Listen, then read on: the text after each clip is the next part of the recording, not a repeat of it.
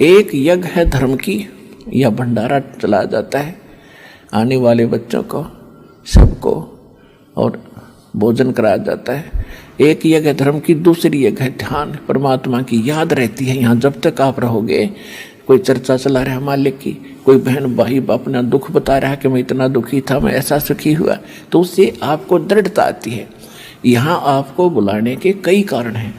एक तो ये है कि आपको आशीर्वाद दे करके आपके अंदर वो मालिक की दया फीड करनी पड़ती है ताकि आपको उभारा साथ मिले।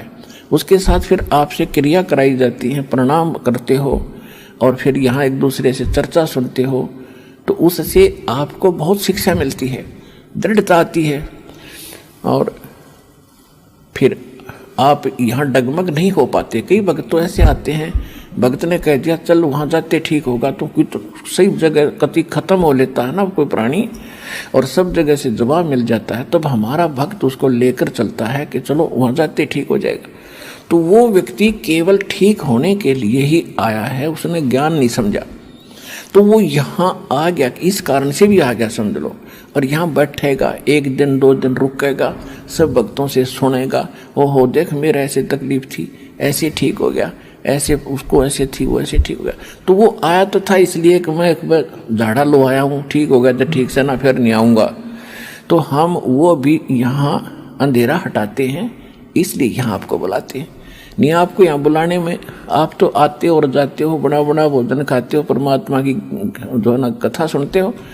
आपसे आने से पहले यहाँ आपके भाई बहन जो परमात्मा ने पहले दास के साथ भेज रखे हैं, वो आपकी कितनी सेवा करते हैं। 1-2 आदमी आ जाए अचानक घर पे, उनका लेना देना पड़ जाए अपने, कैसे व्यवस्था करो भोजन की।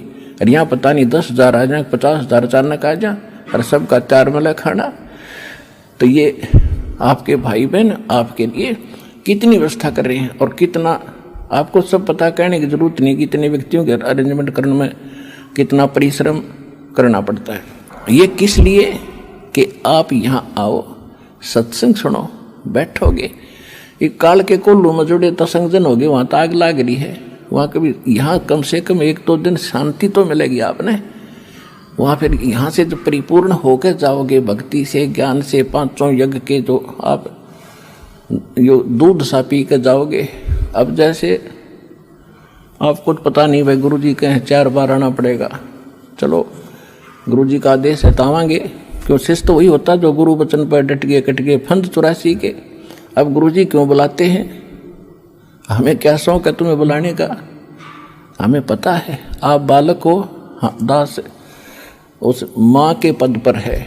जैसे बच्चा खेल रहा होता गली में, खेलने चलेगा, माँ को पता है ये खेल में मस्त है और ये भूखा हो जाएगा, और भूखा रहने से इसका स्वास्थ्य बिगड़ जाएगा। उसको बुलाओगी बेटा आजा, बेटी आजा, वो ना आती, वो खेल में मंड रही है, फिर उसको ज़बरदस्ती उठा के लाओगी और फिर उसको दूध पियाओगी, अपने सतन का पियाओगी या जैसा भी वो जिस योग्य हो चुका है उसने पिला के दूध, वो पीते पीते भी ने सोचा माँ ही छोड़ दिया, मैं बाहर खेलूँ भाग के, उसको पिला के गिलास दूध फिर छोड़ देती, अगले तू खेला।